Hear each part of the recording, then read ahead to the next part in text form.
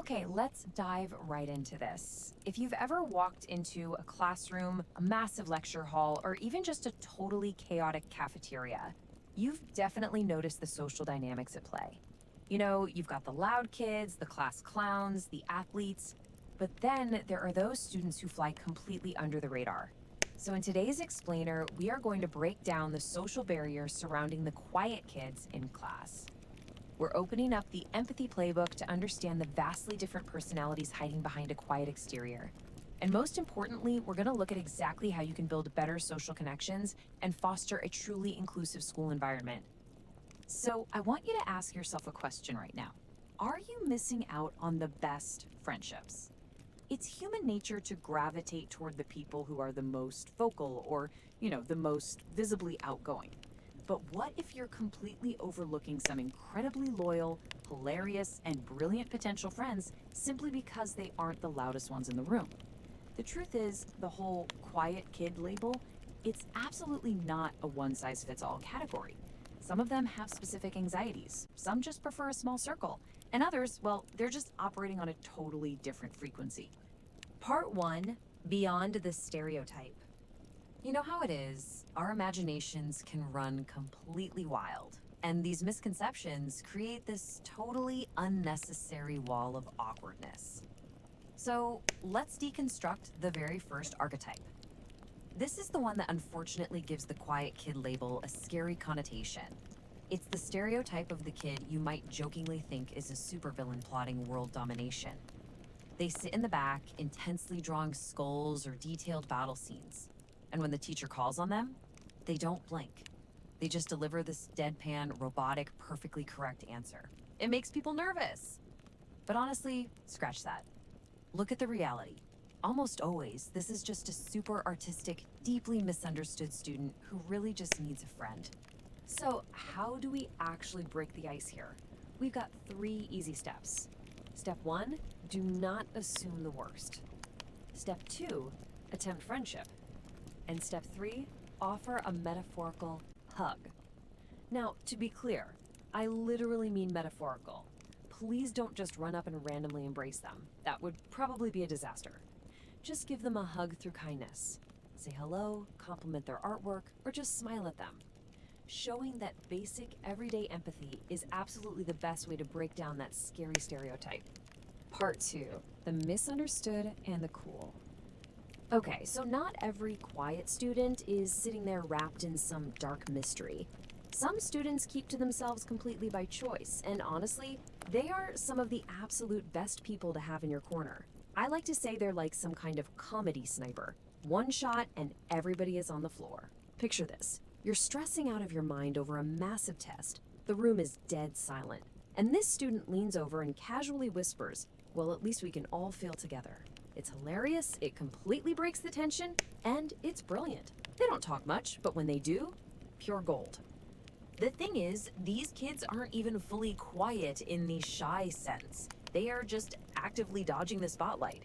We live in a world where social media makes everyone feel like they have to be the center of attention literally 24/7.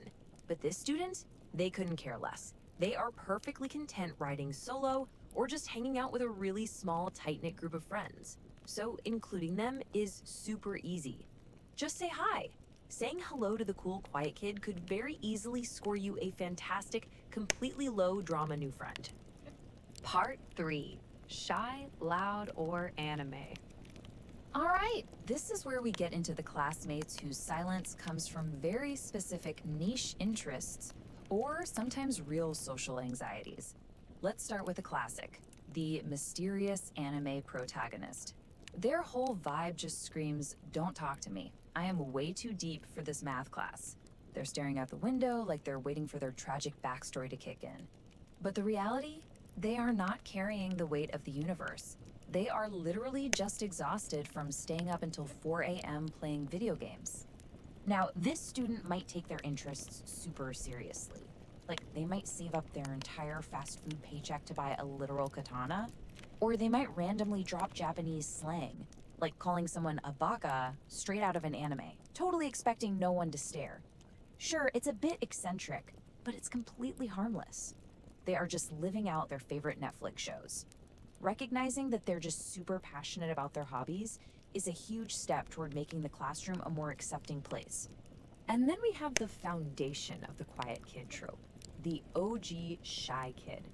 We are talking about introverted students who whisper and overthink literally every single social interaction because they carry this very real, deep fear of harsh judgment. They aren't weird or mysterious, they're just genuinely nervous. If they drop a pencil and you hand it back, they might just mumble thanks to the floor, almost like speaking physically hurts them. They might even assume you don't really want to talk to them anyway. So you've got to be patient and warm here, because they often just need a little time to feel safe. And sometimes that anxiety can manifest in a totally unexpected way. The randomly loud, quiet kid. Let's look at how this timeline plays out. Minute 1, they desperately want to chat but feel way too nervous. Minute 15, the courage starts bubbling up. Minute 30, they finally convince themselves to speak. But their timing is just awful, and during a dead silent lecture, they blurt out something unhinged like, "Pickles are overrated." Minute 31, the whole class gives them awkward stares. And by minute 45, they've retreated into even deeper shyness.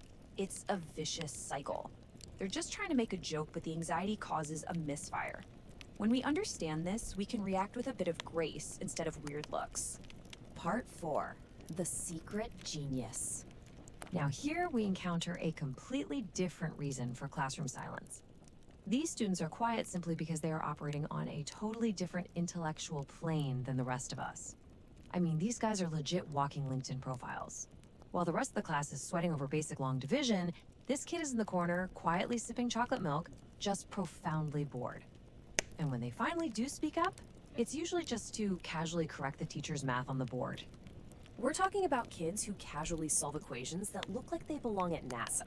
They can explain quantum physics to a group of 13-year-olds like it's absolute child's play. They crush math competitions, they master Rubik's Cubes, and they will absolutely destroy everyone at lunchroom chess like it's just a light warm-up. And the wildest part? They don't even feel the need to brag about it. If you share an interest with them, they are endlessly fascinating people to talk to. Part 5, building inclusive connections. So, what does this all mean for us? The whole goal of this explainer isn't just to put people into boxes. It's to give you the actual tools to foster an inclusive school environment. Here is your empathy playbook, right here in 3 steps. Step 1, say hi. Just make it a habit. Even if they barely whisper back, your consistency shows them they are valued. Step 2, include them. So much of that silence is driven by a fear of judgment. By explicitly inviting them to sit at your lunch table, you just shatter that fear. And step 3, respect their boundaries. Some kids genuinely just want a small social circle, and that is 100% fine. You don't have to force an introvert to be the life of the party. Just make sure they know the door is open. And honestly, stepping up and doing this is exactly what it means to be a real leader in your school community. So I want to leave you with this one final thought. Who is the quiet kid in your class, and how are you going to approach them tomorrow? Don't let awkwardness hold you back. You've got the playbook now. Put it into practice, and you might just make one of the best friends of your entire life. Thanks so much for hanging out with me for this explainer. Keep reaching out to people, and I'll catch you in the next one.